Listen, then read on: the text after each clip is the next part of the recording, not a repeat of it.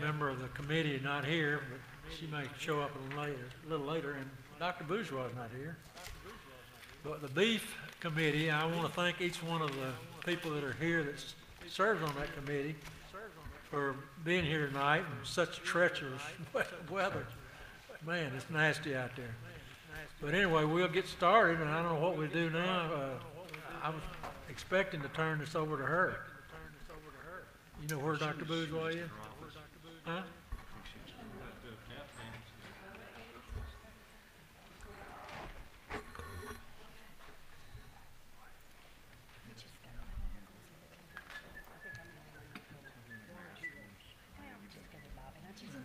Is this mine ready?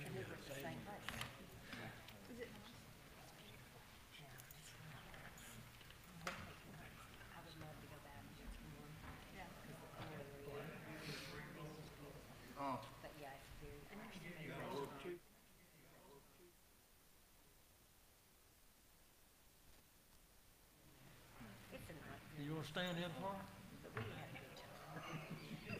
it? Okay, well, I didn't say that. I didn't hear. You didn't say. I know that the, Mr. Rougeau's going to stand in until she gets the here. curriculum department wanted to request of the Beef Committee to obligate $400,000 towards the K through 3 reading project. That there she comes. That's all right. I'm just glad you're here. Sir? I'm just glad you're here. I'm going to turn it over to you. Okay. I don't know if you guys.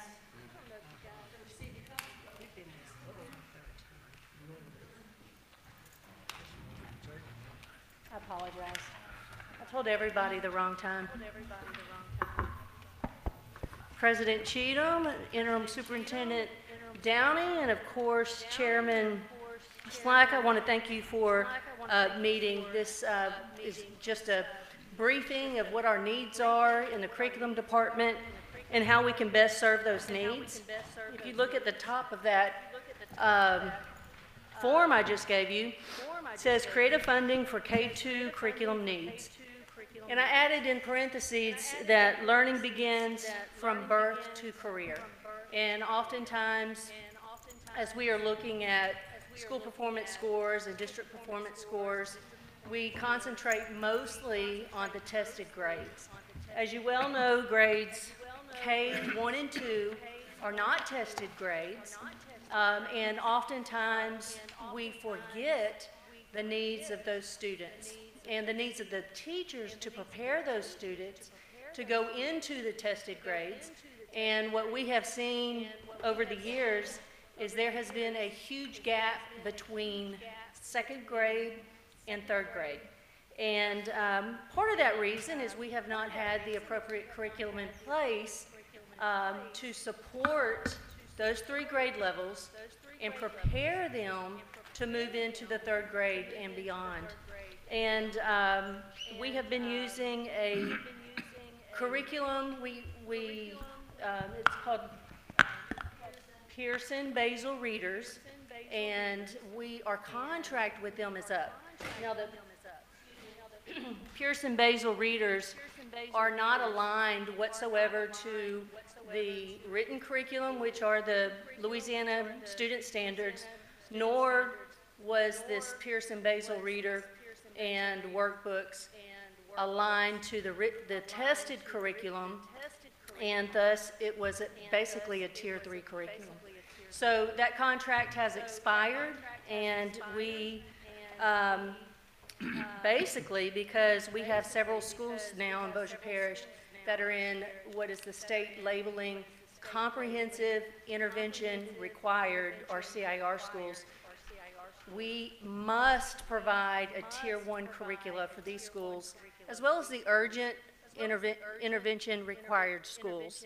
And so that amounts to about 15 of our schools in the district. 2 of them, or actually about 4 of them, are not elementary schools.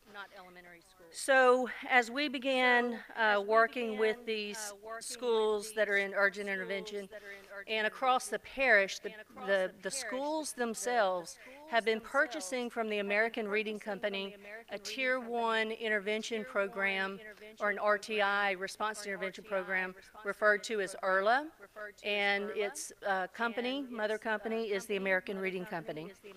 Associated with that is a Tier 1 core curriculum that they refer to as the ARC core.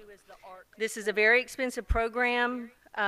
We realized that we were coming upon this time as we moved into the next school year.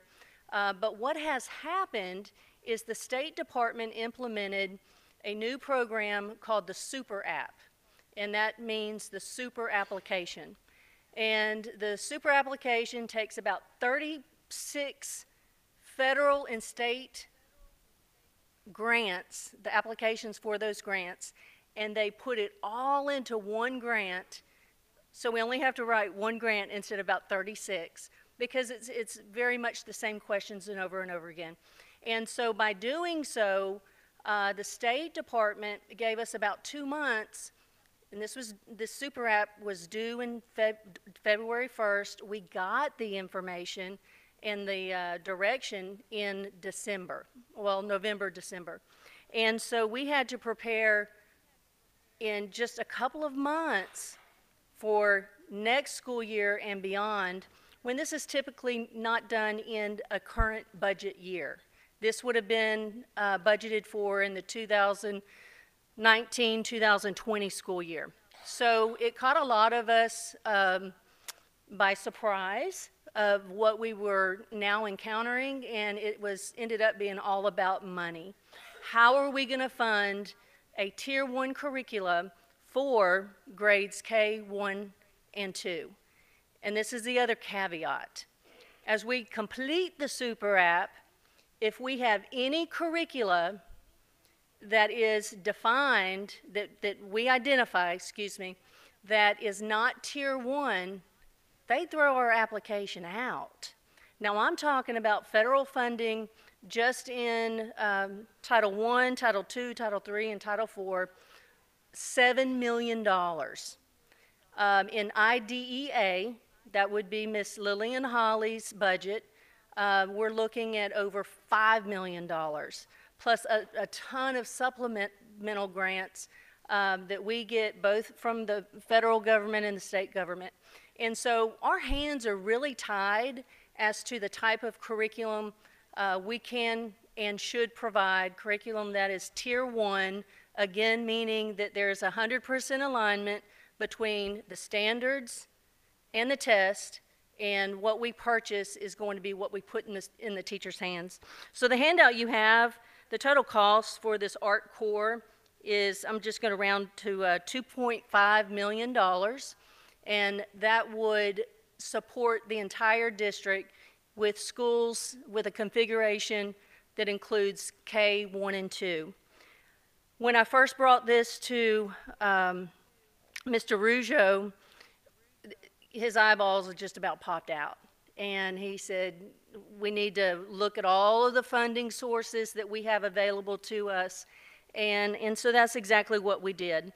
And so I just want to call your attention to some other funding sources. The overall curriculum budget, the ladies got together under Ms. Johnson's leadership, and we found close to $250,000 that we will sacrifice out of our budget, delaying many projects that we had planned for this year. Ms. Thorne Lewis scraped up another $23,000 from her K-5 budget. Industrial Services, under the leadership of Ms. Flowers, found $35,000, and that was a budget that supports our English language learners. And I was able to pay for those expenses through Title I without any problem. State and local contributions in the Super App, working with Mr. Rougeau, adds up to about $1.1 million. We are requesting, using the formula the state has given us of what we can request for additional fundings, and what is being termed school redesign is about $400,000. And the reason why I'm coming to you is working with Mr. Rougeau and very closely with Ms. Johnson, who manages both of these accounts at my level. We were able to identify $400,000 out of the beef budget, as well as $300,000 out of the LEEF budget that would help support us in being able to purchase the materials we so desperately need to put in the hands of our teachers so that we can begin to provide our students with the quality of the curricula, a quality that is 100% aligned and it's research-based. Not all Tier 1 curricula is research-based. That's what makes this so awesome of a curriculum. And, but it's 100% aligned with the written and the tested curriculum. And we've had now 3 schools, the comprehensive intervention required schools have piloted this program. Practically every elementary school that has this configuration, and even some middle and high schools, have purchased from the American Reading Company the ERLA series in order to do their response to intervention, otherwise known as RTI. And so I come here just asking approval for us to be able to spend $7,000 combined out of the beef and the LEAF budget. And I'm open for questions. Mr. Bamberg? If memory serves, we utilized some of this beef or LEAF, I'm not sure which one, to offset the cost of some AP courses and some courses at Bipstal last year, so that some of those exorbitant costs, so every kid could do that. Does this affect that? No, sir. No, sir. It doesn't. And if you look at the top where it says supplemental course allotment, Okay. supporting high school pathways, Ms. Johnson's team wrote this up for us, and she identifies some funding sources, supplemental course allotment, in which the previous year we received $250,000 for this service. This year we received $500,000. It more than doubled. And so you guys, as a body, decided that y'all were going to set aside $300,000 out of the beef budget. And so you can see, if you read through this a little bit, you'll see how we've spent our monies. We also have some other funding sources, such as Title IV. This is a federal grant supporting, well, for student support and academic enrichments. And we have had and also another resource or funding source is something referred to as direct student services, and these are all federal funding sources, with the exception of the supplemental course allotment. That's an additional MFP resource. So that's state funding. So we only needed, after all is said and done, $100,000 for that effort that you just spoke of out of that budget to support those students in IBCs, ACT, CLEP testing, dual enrollment classes, and other fees to take many of the classes at the technical school. Okay. So we still have that $100,000 sitting there in the beef budget to serve that need. Okay.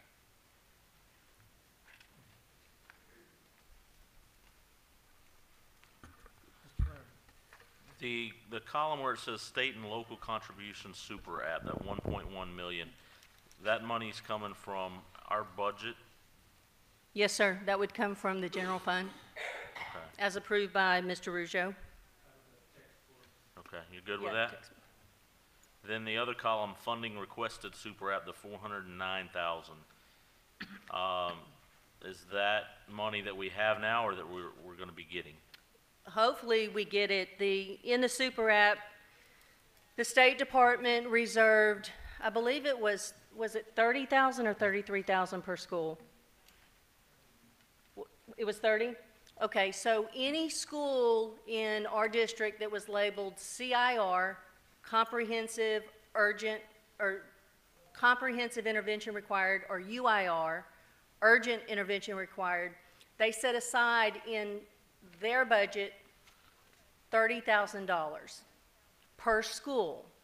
But the schools that went on CIR last year, we received that money last year, so the only thing we could request from those 3 schools would be monies to replace materials and things such as that we had purchased.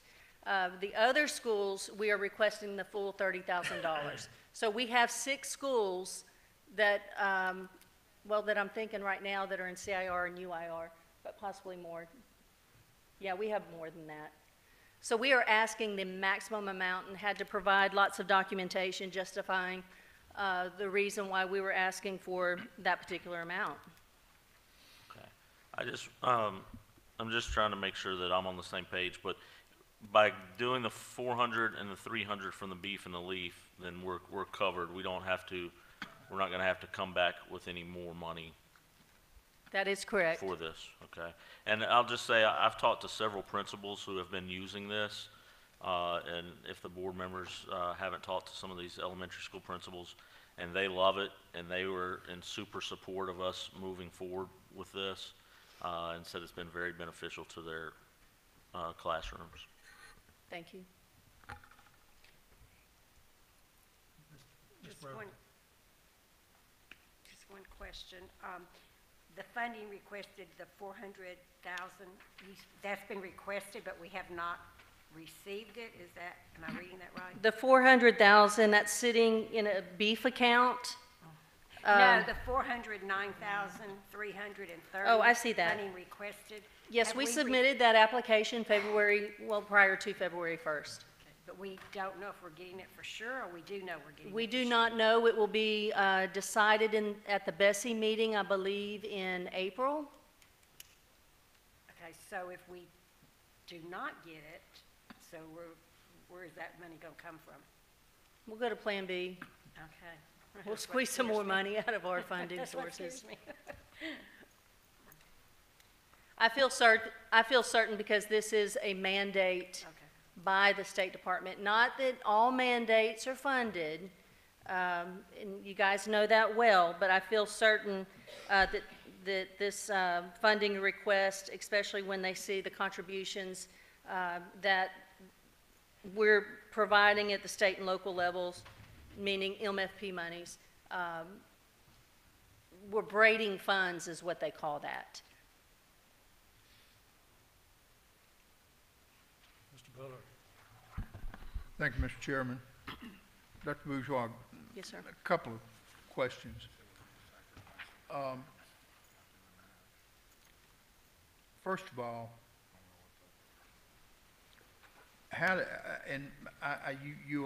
you addressed this, but apparently my little feeble brain didn't grab it.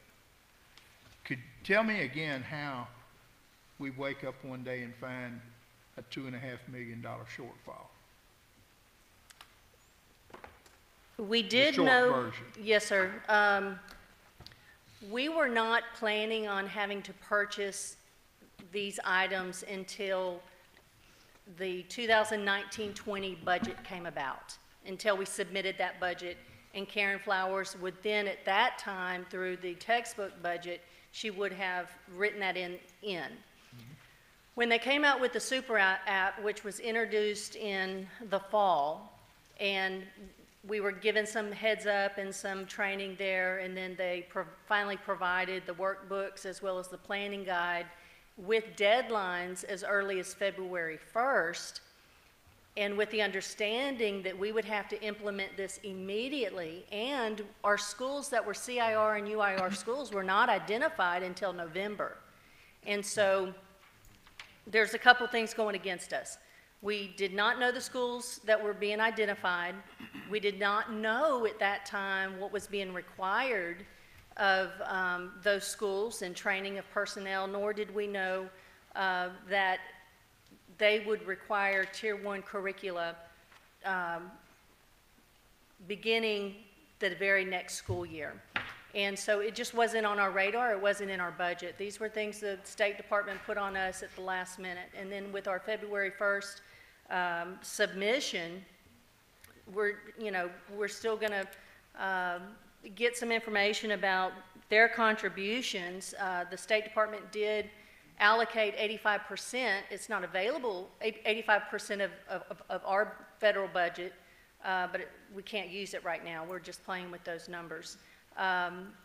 So we did not realize we were gonna have to order these materials as early as, what is it, Ms. Flowers, May, if not earlier, to get these materials in for the beginning of the 2019 school year. Secondly, you note that your curriculum department is making some sacrifices and delaying cost and what have you. It concerns me if we're sacrificing. Apparently, we had programs, plans, efforts in place that would have been realized, I assume, in this fiscal year. How many programs are we just walking away from or terminating so that we can generate these funds? Are we sort of robbing Peter to pay Paul here? Ms. Johnson, you want to Are we damaging our assist our me? students in one respect to take care of this? Well, some of the funding, Just hold on until you get to the microphone. She manages the budget. some of the funding that we're using are things that we can order after July 1, and so we can push them into next year's budget. And some of them are things that we have been able to pull from supplemental course allotment or from these other two title funds to kind of carry us over until the next fiscal year. So we did tighten our budgets for different programs, but they're not any programs that we're going to eliminate. We're just kind of delaying when we're going to pay for them. So, am I to understand, we are not shortchanging any of our children? No, sir. Our programs will continue to address the needs of our students. Yes, sir. Thank you, Ms. Johnson. Mr. Rougeau, 1.1 million is coming from textbooks. What was that 1.1 million? Forgive me, I can't recall off the top of my head the budgeted items for this fiscal year. So what was that 1.1 million going to go toward purchasing?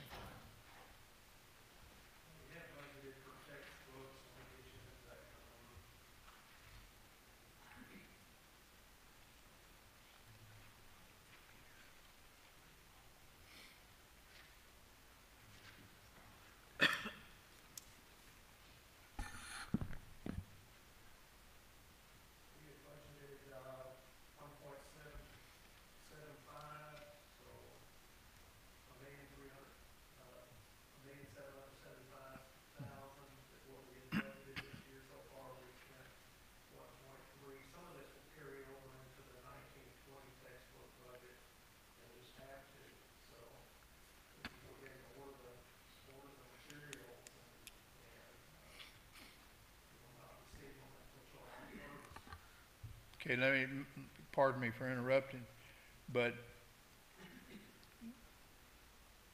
if I understand you correctly, we're committing to 1.1 million, which is not going to come out of the 18-19 budget. It's We have about $500,000 that we could commit to that right now out of the 18-19 budget, and the remaining will have to be received after July 1st. okay. We do have about $700,000 in the fee fund right now that could be allocated as well. Will that,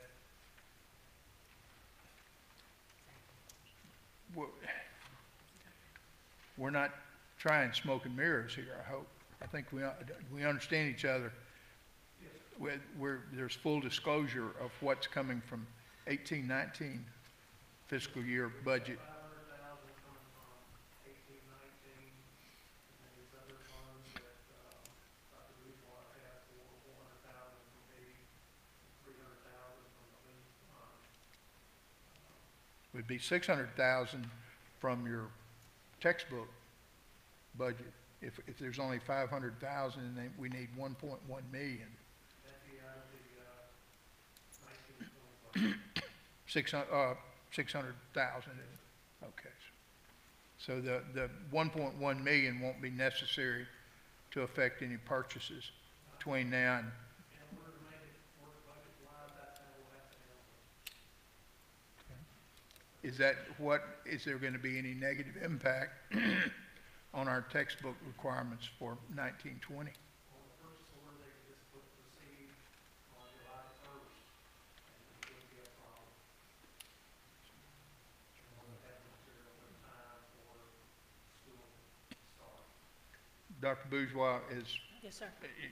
curriculum and textbooks, what have you, sort of fall under your bailiwick?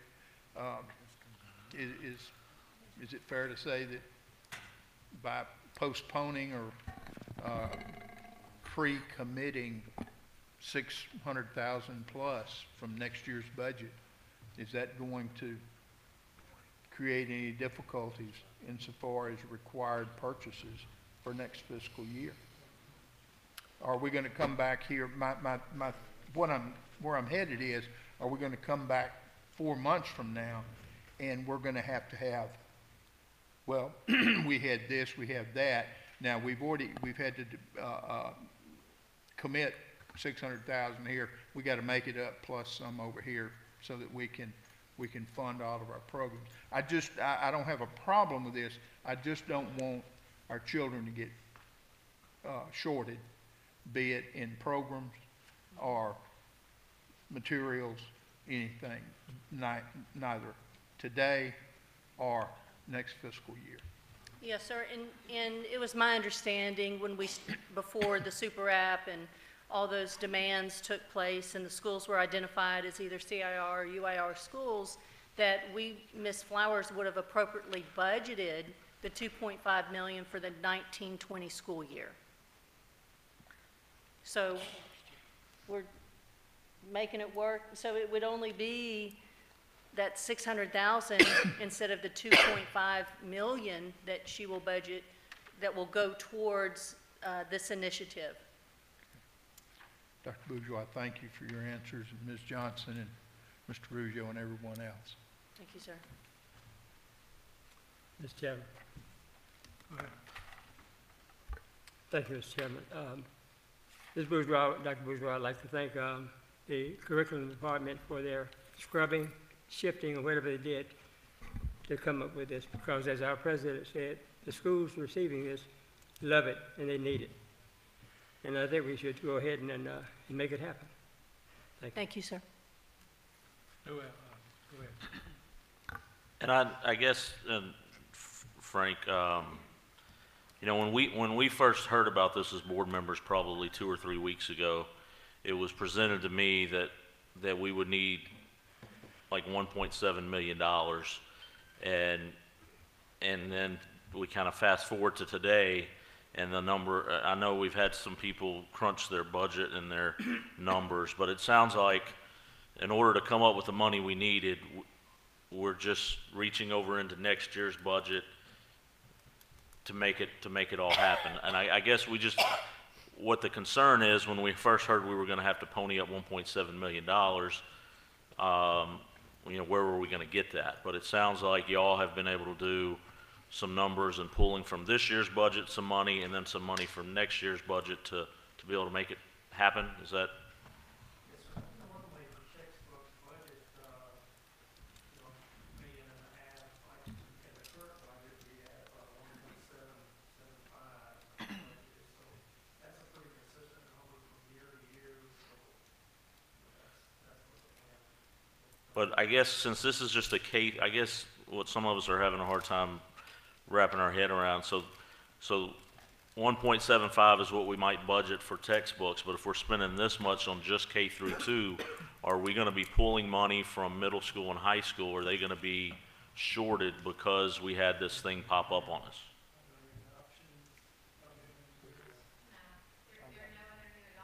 Okay.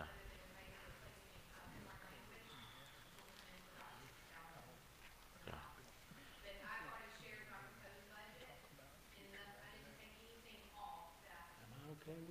Okay. Okay. And I think maybe that might help answer some other questions that some other people had, but we just want to make sure, I believe from talking to principals, this is a must. They've already been using it. It's apparently working great for them.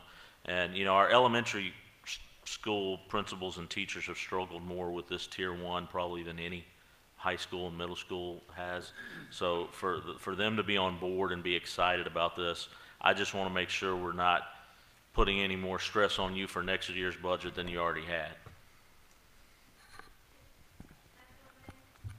So the State Department with your tier 1 rating always have things in the loop that are waiting for rating. So currently, right now, we don't have any science that is tier 1.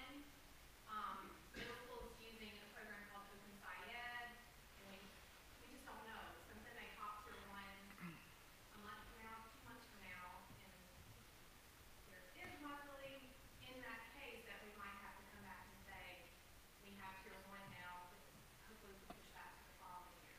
So we're making it along, but, you know, it's really. Thank you. Mr. Chairman, I'd like to make a motion. I'm sorry, did I? Oh, I'm sorry. I have one more comment.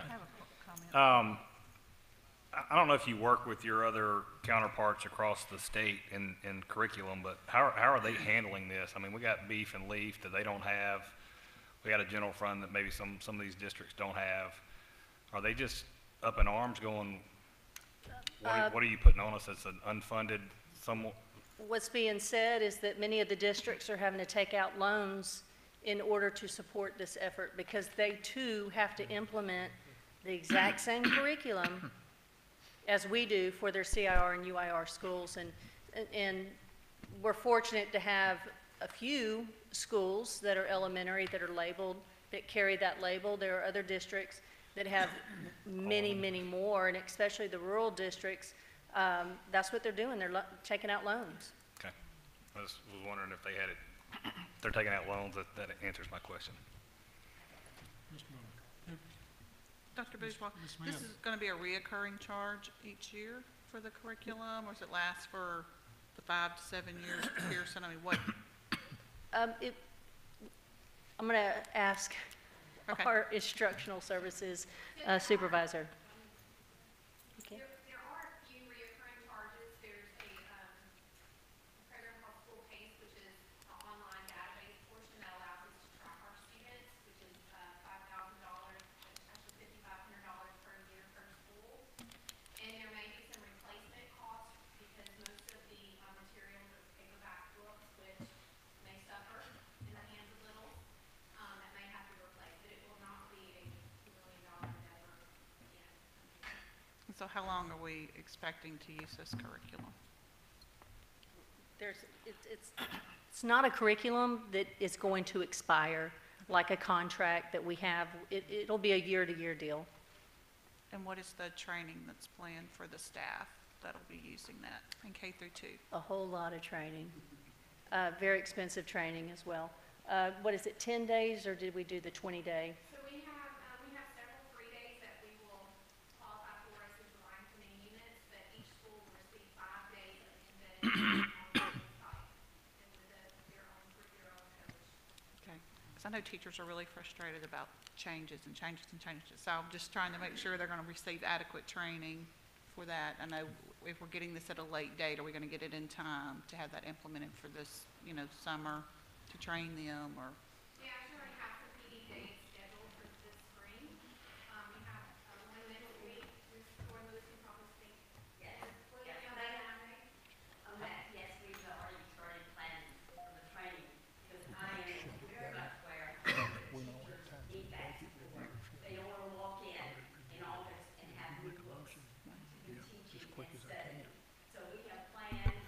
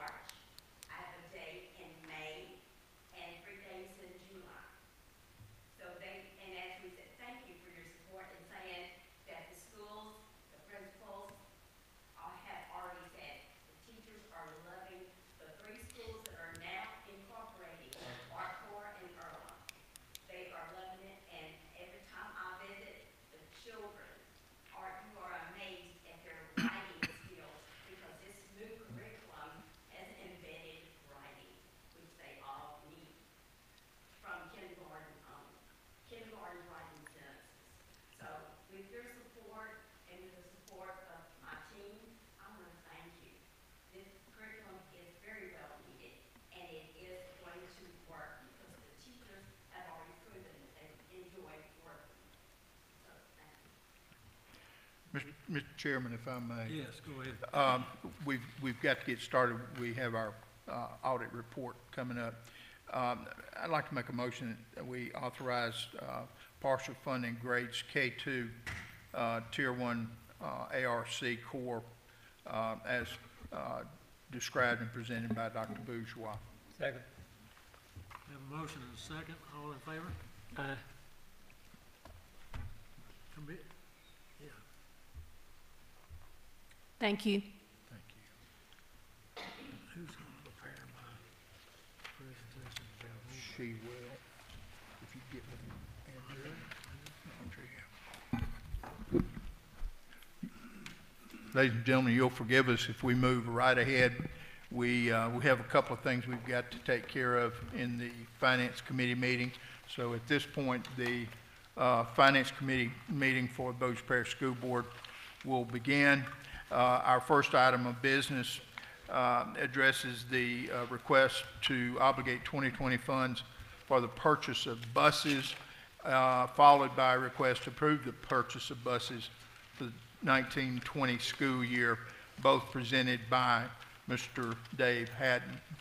Colonel Haddon. Okay, sir. Sir, there's not too much on that first request. I'm going to throw it back to you real quickly.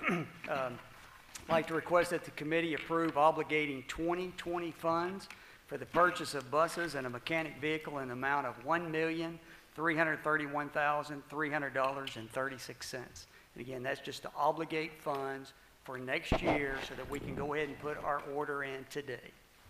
Sir. Colonel Haddon didn't address it, but we, in a previous conversation, if you haven't reviewed his handout, please note that he is accepting the state bid, or he's recommending we accept the state bid for Bluebird buses as opposed to the International Harvester buses. And he thinks there's some significant enhancements, not to mention the fact, I believe it'll be a $13,000 Yes, sir. And per I was bus going to, savings. yes, sir. And I was going to get that on the second item. The first item, just to obligate the funds. The second item is, I'm going to tell you about our bus purchase. The chair will entertain a motion to accept the obligation. I'll make the motion. I second it. Have a motion by Ms. Smith, second by Ms. Brotherton to approve permission to obligate 2020 funds for the purchase of school buses. All in favor, please raise your right hand. All opposed? It is unanimous. Second item. Okay, sir. Continue, sir.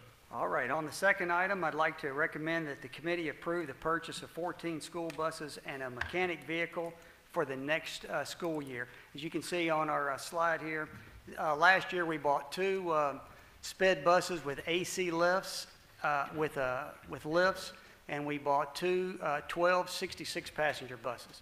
This year I'm coming to you for two sped buses with no lifts.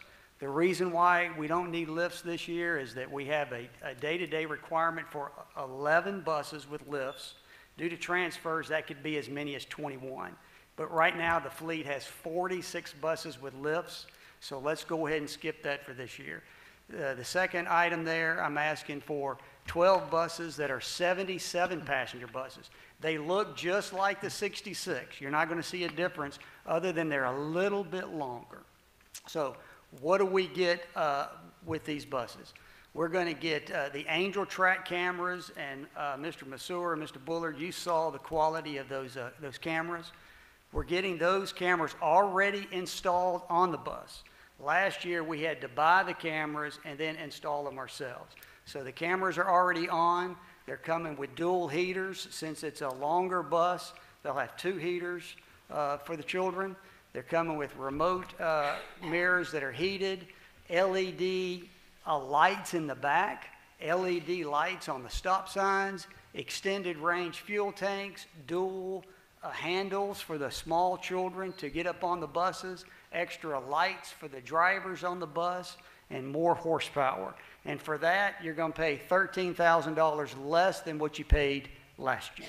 So, and the 65-passenger sped buses are pretty similar with without the extended range tanks. So that is my request of you. I do have 3 other things that I did want to point out. One, again, is that it's going to be a lot cheaper than what we paid last year. As Mr. Bullard says, we are getting Bluebird buses versus the International. Bluebird is going to offer us the opportunity to do our own warranty work. So if they'll send us the part, we could take the part, we can do the repairs, and they will pay us to do those repairs. Sometimes it's just not worth it to go all the way across to the other side of Shreveport because you have a $1 light out. So again, we may be able to generate just a little bit of money. The other item that I want to point out is while the majority of our bus fleet is international, the local dealer in Shreveport has had difficulty providing adequate turnaround time for our buses. This past year, we have had buses over at International for 106 days, 106 days, 86 days, 53 days. You're not purchasing buses so they can sit on a lot on the other side of town. And so I think right now it's best that while we value our international partner, switching to a lower price, larger bus with many extra features, maintenance savings opportunity, it might help them to better prioritize our needs. So, Mr. Bullard, I'm going to turn it back over to you for any questions, sir. Thanks. Ms. Darby? Yes, sir. You mentioned that the buses were longer. Are there the seats, are there any more seats? Yes, ma'am. So it goes from a 66 passenger to a 77. So there's 2 more rows, Okay. and it'll add 11 more seats. Any other questions or comment? Do I hear a motion? Have a motion by Mr. Masura to purchase buses for the 2019-20 school year. Do I hear a second? A second. Oh, second by Ms. Brotherton. All in favor? Raise your right hand. Any opposed? No opposition. Ms. Smith, did you have a comment? Okay, thank you. Thank you, Colonel Haddon. Yes, sir. One little thing as he's sitting down, the remote mirror heaters, ask, why do we need those? And I learned something.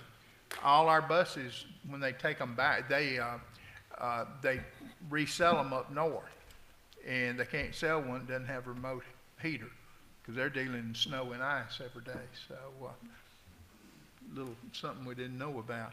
Mr. Bullard, could I make a comment? Yes, ma'am. I just want to thank him. He goes way beyond his job to make this parish. He tries to save us money.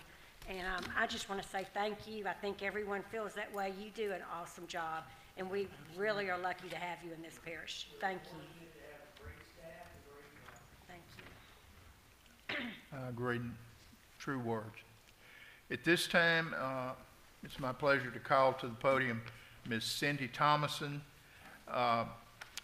She is the lead auditor, and she will at this time present information regarding the audit recently completed by Allen Green and Williamson. Ms. Thomason. Board, good evening. It's my pleasure to present the 2017-18 audit report. Of course, the objective of an audit is to issue an opinion on the financial statements, and our audit report begins on page 25 of this book that we mailed to y'all.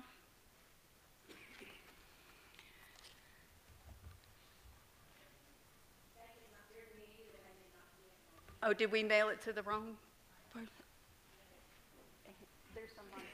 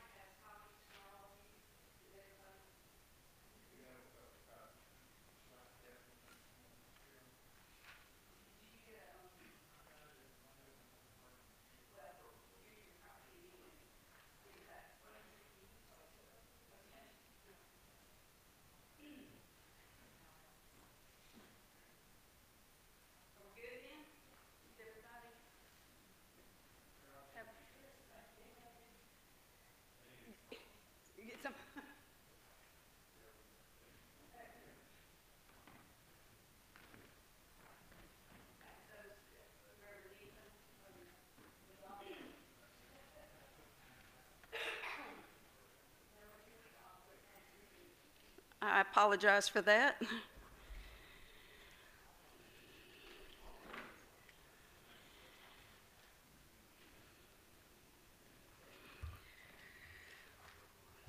So we're just going to start discussing the CAFR, which is the financial statement part of the audit.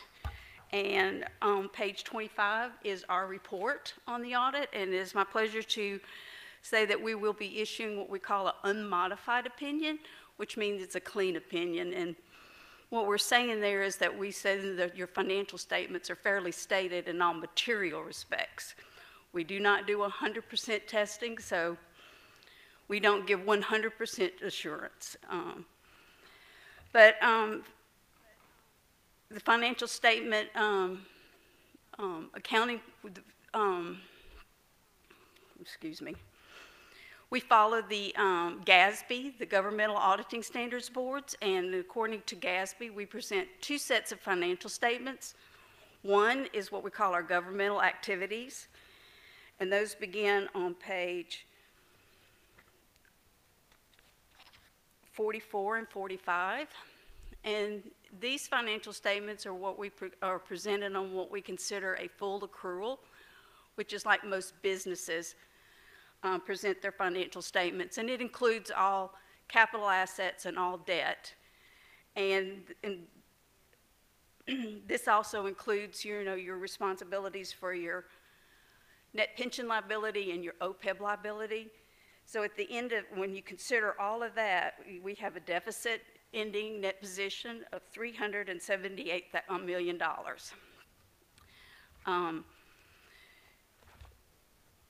That's, if you turn to page,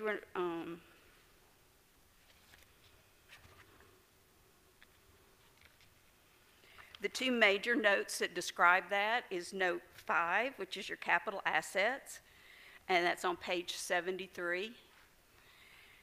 And at the end of the fiscal year, the school board had $257 million of assets that were available to provide education for the students of Bossier Parish. And the other major note that I feel like that it's important is note 10, which starts on page 83, and that's your long-term debt obligations.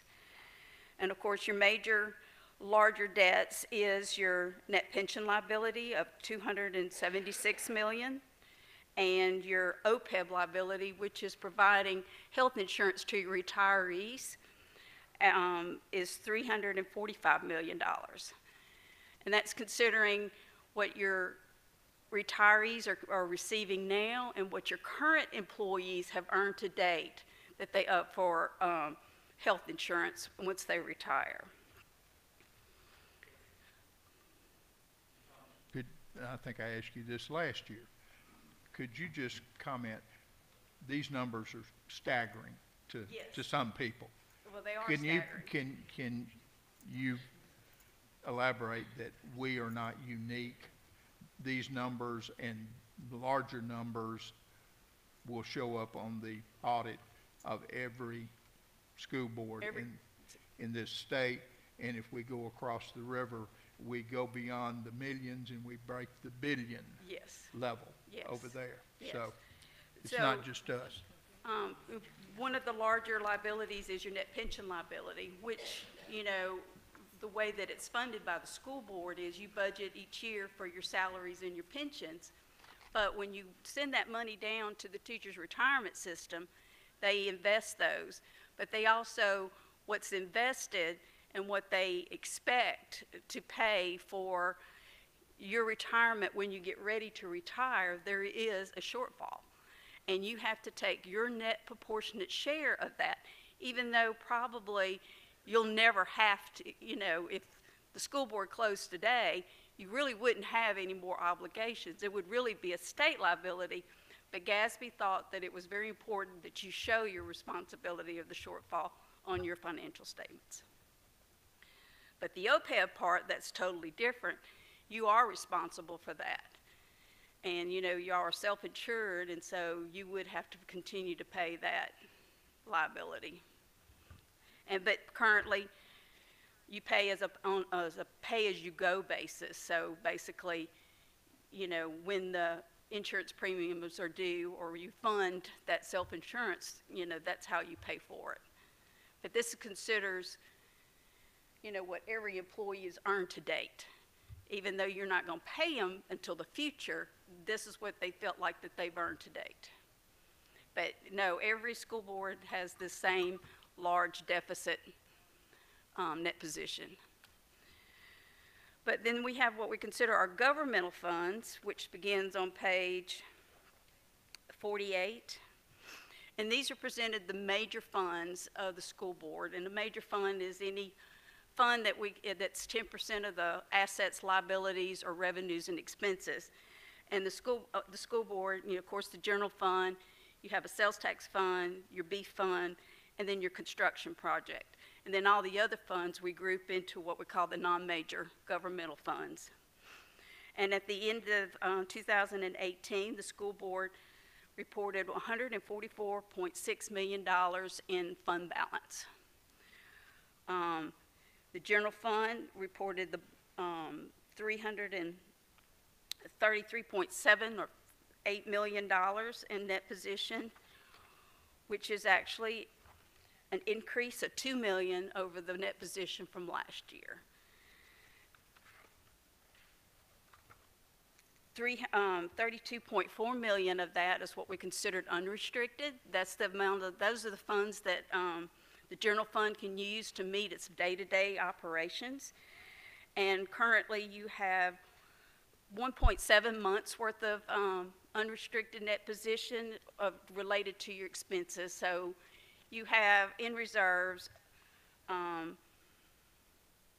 little over 1.5 months of expenses that has been available to use to meet next year's expense if something happened. This is also 14.7% of your expenses for the current year, which meets your minimum fund balance requirement that the board has set. Your beef fund, if you look on page 52 and 54, you end up with an ending fund balance of $51.2 million in beef. That's an increase of $3 million. Of that, $2.9 million is in gaming revenues. Then that goes to your non-spendable portion of beef. And then your actually interest earned that you used that you can spend, you got $573,000 this year, which is a big improvement since the interest rates have gone up. That's increased a good bit, so to help fund some of those other educational projects. Of course, you know, it is very restricted on, it can only be spent for educational enhancements. And then the other major fund is your 2012 bond construction fund. Of course, it had a decrease of $16 million, and of course, that's just your bond proceeds that y'all spent in the current year for construction projects. And then your non-major, you had an increase of $1.1 million, and if you want to know the makeup and the details of those funds, they begin on page 102. And that just kind of gives you the description of special revenues, and then there's a little more detail by whether it's a special revenue fund, a debt service fund, or a capital project fund. On page 57, this is your these are the financial statements for your internal service fund. At the end of the year, you had $7.5 million that y'all have reserved for insurance claims, which is actually an increase of $1.6 million from the year before, which is listed on page 58.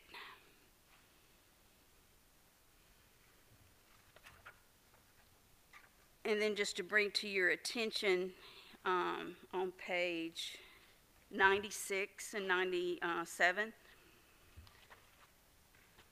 and 98, oh well, 97, those are your budget to actual financial statements that kind of shows the the amounts that y'all budgeted compared to what was actually spent.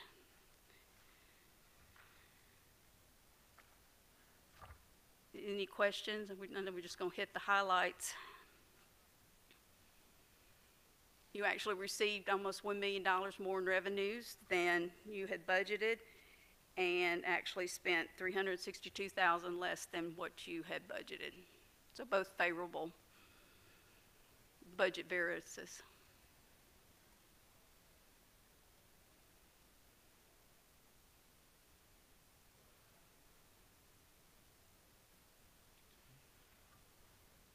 Okay.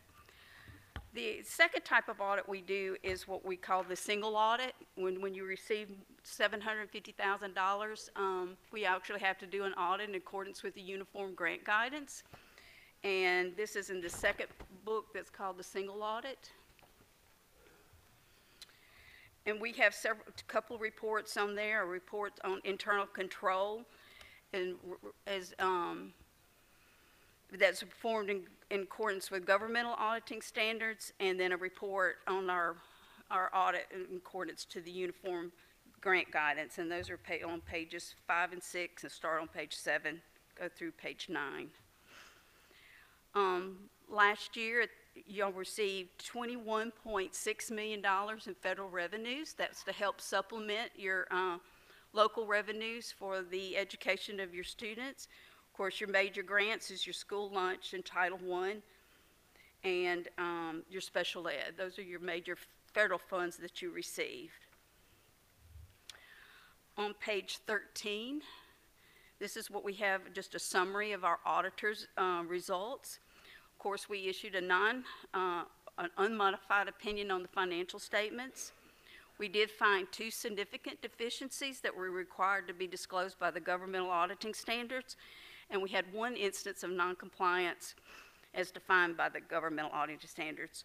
Happy to report we did not have, we had 1 deficiency related to school lunch on the Uniform Grant Guidance, in accordance to that. And those begin on page 14. Our first finding is just internal controls over financial reporting. These are just some issues that we found when we were testing the financial statements and the balance sheet accounts. Finding 2 is the public bid law. I know that Frank and them kind of didn't agree with us on this, but according to the state law that, bids are supposed to be available electronically. The school board hadn't been doing that for food, but we couldn't find any exclusion in the law that says that food didn't have to be electronically bid. And then finding 3, which begins on page 16, this is the finding for the misappropriations of funds, and this is related to the issue that was found in the school lunch program. And then the federal finding, which is 4, is basically finding 2 again, but it just has to be in the Uniform Grant Guidance section, the federal section, about the procurement, because federal laws require that you follow the state laws also. Mr. Thompson, correct me if I'm wrong, but the misappropriation of funds was identified by Bossier Parish School personnel and was handled before you even came in to do this audit. Yes, sir. We had to test it, and we're required by the legislative auditor to include that in our audit report. I understand, but just so for clarification I'm just saying purposes, it's not that we actually. it was taken care of. Yes, sir. Immediately upon. And if you'll read our finding on there, we say that in the finding. But we're required, put it this way, the legislative auditor will not accept our audit report unless that's in there, and we have certain criteria of everything that has to be disclosed in that note. Like if they're formally charged, their name has to go in there. It's not our discretion. We took care of our own business. Yes. We didn't have to wait for you to come and find it. Yes. Mr. Rougeau and his people found it. Yes. And then just, if it's starting on page 19, it's just like the status of last year's findings. And then on page 21 is the corrective action plan. That's where Frank and, provided us with the corrective action plan to correct the findings that we found. And then on page 25, it's basically the status of, we had a management letter item last year, and it was kind of related to the same thing, but it wasn't to that significant level, so we just had it as a management letter item. That's the status of it. And then beginning on page 27 all the way through page 34 is the results of the state agreed upon procedures that were required by the legislative auditor to perform. I'm not going to go over those, but the testing and the results of that. And then we're also required to do applied agreed upon procedures according to Bessie. They have some certain schedules that they want the school board to complete and certain testing that we have to do on class sizes and the PEP report and the AFR that the school board submits to the state of Louisiana. And the results of that testing begins there.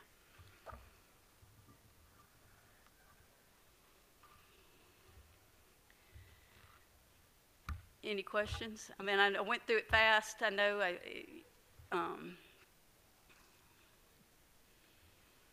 Any questions or comments? I think I'll voice one item. We appreciate you providing these documents to us prior to the meeting, and several and we'll of us make had sure we talked get a and- current list of board members, get those mailed out to the current board members. But we just mailed them out to the ones that were at the end of the year, not considering new ones. I apologize for that. Are there any questions or comments? If not, thank you very much. You're welcome. Are there any other matters to be considered by the Finance Committee? Any comments by anybody? If not, we stand adjourned.